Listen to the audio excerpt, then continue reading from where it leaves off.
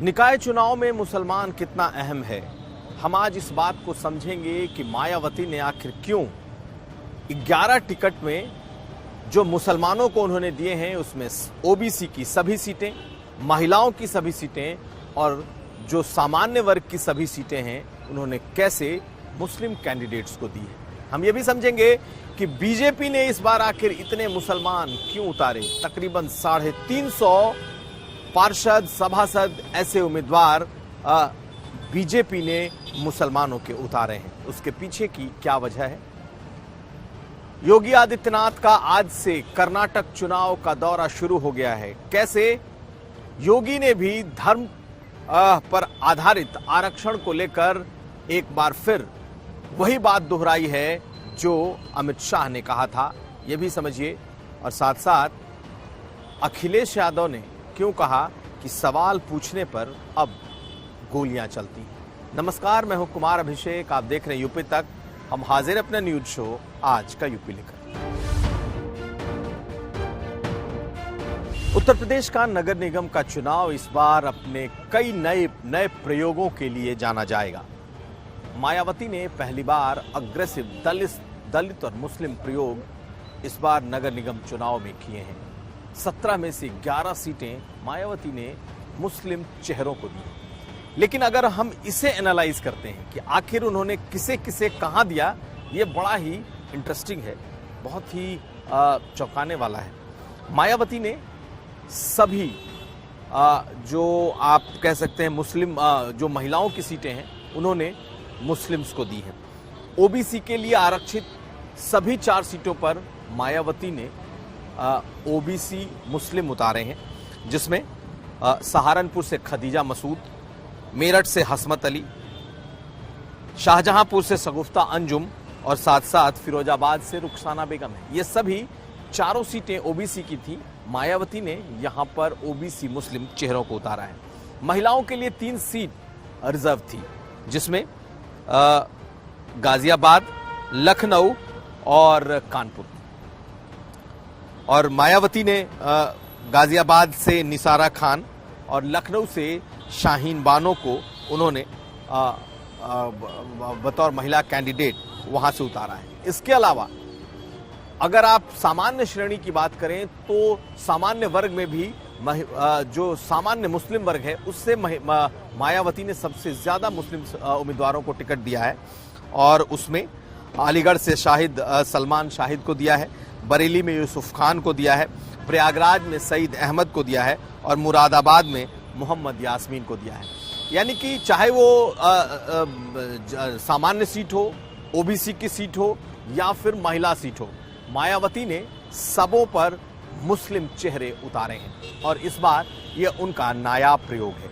अगर दलित और मुस्लिम कॉम्बिनेशन सफल होता है तो मायावती को लगता है कि 2024 के चुनाव में वो समाजवादी पार्टी को पीछे छोड़ सकती हैं, क्योंकि ये उनका नया कॉम्बिनेशन होने वाला है। एक और बात इसमें है कि इस बार जिस ब्राह्मण चेहरे पर उन्होंने काफी ज्यादा दांव लगाया, ब्राह्मणों के वोट बैंक को उन्होंने बहुत साधने की कोशिश की, इस बार एक भी ब्राह्मण, ठाकुर या कायस्थ या सवर्णों में से किसी को बसपा ने टिकट नहीं दिया है। अपवाद सिर्फ एक है और वो गोरखपुर की सीट है, जहां उन्होंने वैश्य चेहरे को इस चुनाव में उतारा है। कुल मिलाकर मायावती के इस नए प्रयोग पर सबकी नजर बनी रहेगी कि जब उन्होंने महिला, ओबीसी और सवर्ण सभी जगहों पर मुस्लिम चेहरे उतारे हैं तो क्या दलित और मुस्लिम का उनका प्रयोग सफल होता है? क्या ये दोनों वोट बैंक उनके साथ खड़े होते हैं या नहीं? तो ये तो थी मायावती की बात। अब आप बीजेपी की बात भी सुन लीजिए। इस बार बीजेपी ने रिकॉर्ड इस नगर निकाय चुनाव में 350 से ज्यादा मुस्लिम उम्मीदवारों को टिकट दिया है। हालांकि 17 मेयर में से एक भी मेयर के चेहरे पर मुस्लिम चेहरे को नहीं उतारा गया है, लेकिन नगर पालिका में 5 टिकट बीजेपी ने मुस्लिम उम्मीदवारों को दिया है।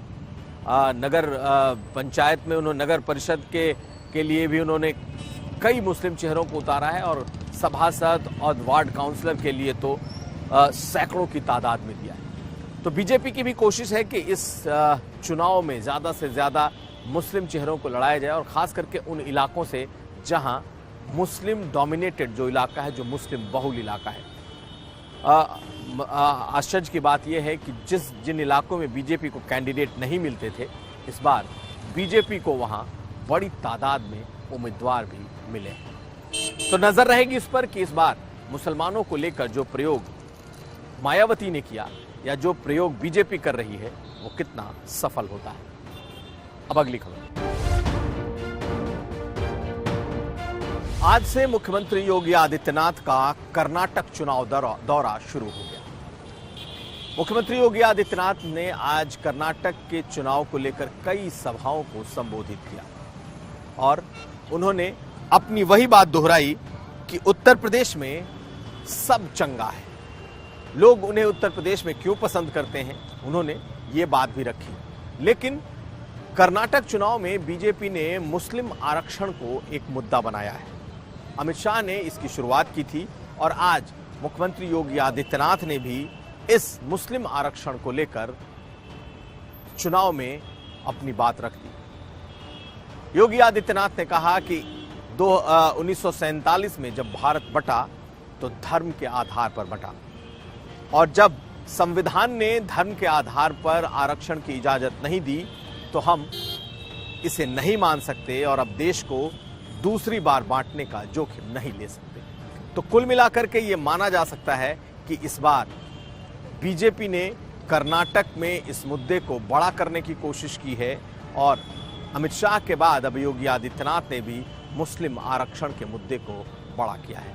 उधर आज अखिलेश यादव गाजियाबाद में थे और अखिलेश यादव ने आज बड़े सवाल योगी सरकार पर खड़े किए। अखिलेश यादव ने कहा कि इस सरकार में अब सवाल पूछने तक की इजाजत नहीं है। अगर सवाल पूछे जाएं तो तमंचा चलाया जाता है। मुख्यमंत्री पर और खास करके योगी सरकार पर आज अखिलेश यादव ने बड़े सवाल खड़े किए। सुनिए क्या कह रहे हैं अखिलेश यादव।